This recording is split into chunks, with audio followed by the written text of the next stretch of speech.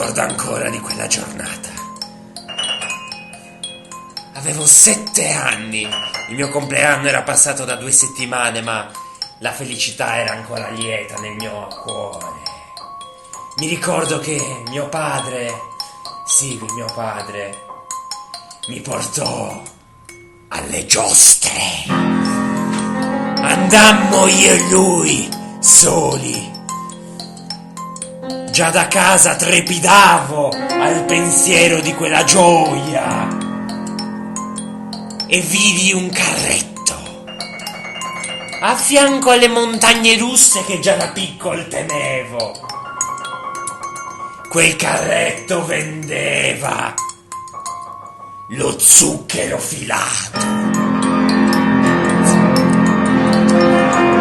Chiesi a mio padre di prendermelo, sì! E lui me lo comprò.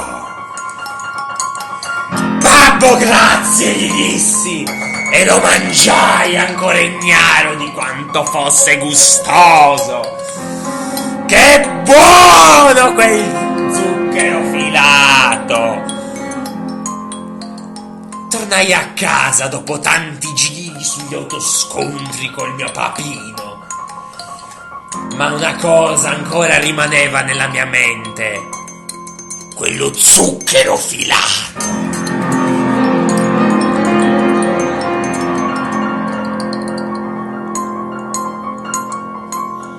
Tornai a casa e solo lì, dopo aver cenato, essermi lavato i denti ed essermi coricato e rintanato nella solitudine del mio letto, compresi che lieta giornata.